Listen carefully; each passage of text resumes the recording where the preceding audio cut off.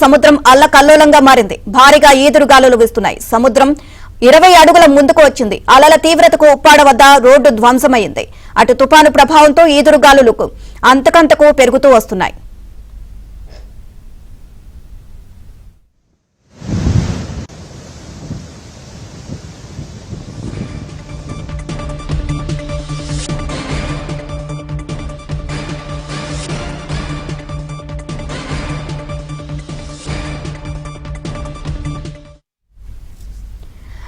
ఇక ఉప్పాడ బీచ్ వద్ద పరిస్థితి ఏ విధంగా ఉంది తెలుసుకునే ప్రయత్నం చేద్దాం. దీనికి సంబంధించి మరిన్ని అప్డేట్స్ కరెస్పాండెంట్ అప్పారావు అడిగి తెలుసుకుందాం. అప్పారావు, ఉప్పాడ బీచ్ వద్ద ఏ విధంగా ఉంది పరిస్థితి? సో అల్లల తాకిడికి రోడ్డు కూడా పరిస్థితి అధ్వానంగా ఉంది అని చెప్పేసి అధికారులు చెప్తున్నారు. సో సిచ్యువేషన్ ఏంటి? నీలిమ తుఫాను తీరానికి దగ్గరకు వచ్చే కొలిది పరిస్థితి అత్యంత భయంకరంగా మారుతుంది. ముఖ్యంగా కాకినాడ జిల్లాలో అయితే ఈదురుగాలుల బీభత్సం జరుగుతుంది. ఇప్పటికే చెట్లు భారీ ఎత్తున నేల కూరుగుతున్నాయి. ప్రధానంగా మనం ఉప్పాడ సముద్రం దగ్గర ఉన్నాము. ఇక్కడ సముద్రం చాలా అల్లకల్లోలంగా మారింది. గతంలో అనేక తుఫాన్లు వచ్చిన సముద్రం ఈ స్థాయిలో అల్లకల్లోలం ఎప్పుడు లేదు. మనం చూడొచ్చు విజువల్లో ఏదైతే ఉప్పాడ కొత్తపట్నం దగ్గర సముద్రపు కోతకి జియో ట్యూబ్ ఈ గతంలో నిర్మించారు. ఈ అలల తీవ్రతకి జియో ట్యూబ్ రాళ్లు మొత్తం కూడా కట్ అయిపోయి సముద్రం ఉప్పాడ బీచ్ రోడ్ మీదకి వచ్చేస్తుంది. ఈ అలల తీవ్రతకి ఉప్పాడ జియో ట్యూబ్ కట్ అయిపోతే దీని ఆపోజిట్ గా ఉన్న అనేక ఇళ్లలో కూడా సముద్రం వెళ్లిపోయే పరిస్థితి ఉండడంతో మత్స్యకారులు తీవ్రస్థాయిలో ఆందోళన వ్యక్తం చేస్తున్నారు. సాధారణంగా జియో ట్యూబ్ అనేది ఉప్పాడ సముద్రపు కోత నుంచి రక్షణకి వేశారు. ఇప్పటికన్నీ చోట్ల జియో ట్యూబ్ కట్ అయిపోయింది. అయితే ఉన్నది కాస్త మిగిలి బలంగా ఉందనుకున్న ఈ జియో ట్యూబ్ ప్రాంతం కూడా దారుణమైన అలల తాకిడికి పూర్తిగా ముక్కలైపోయింది.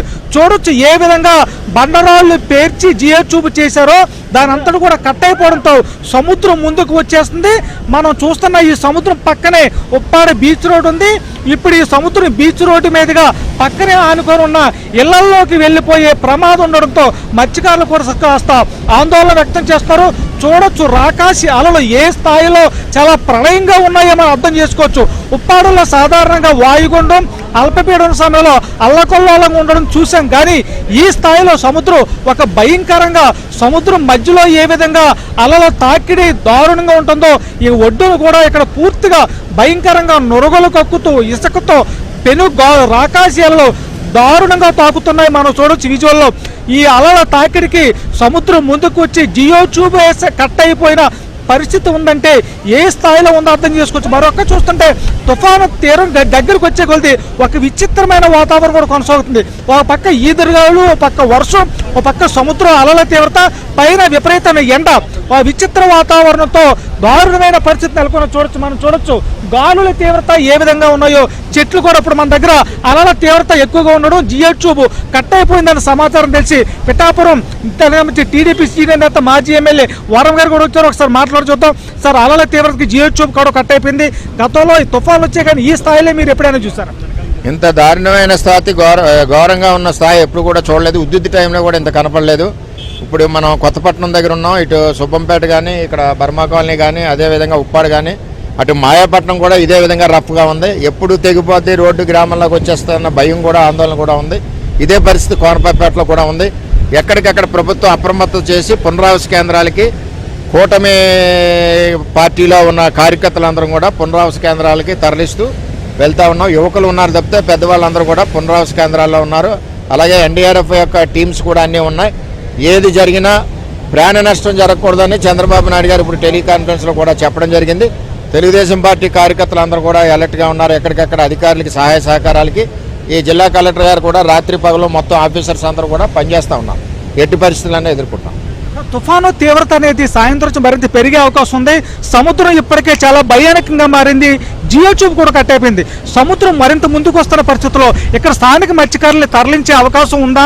చేస్తే ఎక్కడ తీసుకెళ్లే అవకాశం ఉంది? అందరూ ఇక్కడ ఆల్రెడీ ఓన్లీ ఉప్పాడికి 6 పునరావాస కేంద్రాలు పెట్టాం. దగ్గర 5-6 వేల మంది పట్టే విధంగా, ఇంకా పైన పట్టే విధంగా ఇక్కడ ఇప్పుడు పాటులో ఉంది.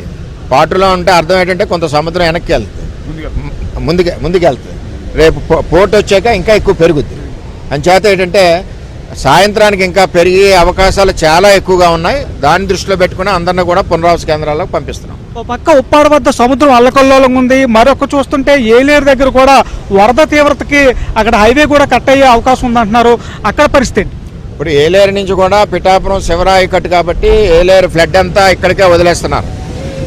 అప్పుడు గత ప్రభుత్వం 14-19లో చంద్రబాబు నాయుడు గారు ఉన్నప్పుడు ఫ్లడ్ డైవర్షన్ చేశాం. ఆ విధానం వైసీపీ ప్రభుత్వం వచ్చాక ఫ్లడ్ అంతా పిఠాపురానికి వదిలేస్తున్నారు. మొన్ననే మేమందరం కూడా కలెక్టర్ గారితో మాట్లాడి ఫ్లడ్ డైవర్షన్ చేసి అటు పెద్దాపురం దబ్బకాలు కూడా డైవర్ట్ చేస్తే 2000 క్యూసెక్లు అటు వెళ్తుంది. పిఠాపురానికి ఒత్తిడి తగ్గి 60,000 ఎకరాలు పంట నుంచి రక్షణ పొందుద్దని ఆలోచనతో చేస్తాం. ఆ ఎఫెక్ట్ కనపడుతుంది. ఆ విధంగా అధికారులు మానిటర్ చేస్తున్నారు. మరి పెద్ద ఎఫెక్ట్ కొట్టకుండా ఫ్లడ్ వాటర్ డైవర్సిఫికేషన్ జరుగుతుంది. ఏలేరులో కూడా 21 టీఎంసీ వరకే పరిమితం పెట్టి మిగిలినంతా అవుట్ఫ్లో చేస్తున్నారు. ఇన్ఫ్లో అవుట్ఫ్లో కాలిక్యులేషన్ చేసుకుని బయటకు వదులుతున్నారని చెప్పి తెలియజేస్తారు. ఇది ఇక్కడ పరిస్థితి. సముద్రం అయితే చాలా అల్లకల్లోలంగా ఉందని చెప్పాలి. సాయంత్రానికి తీవ్రత కూడా మరింత పెరుగుతుందని చెప్తున్నారు.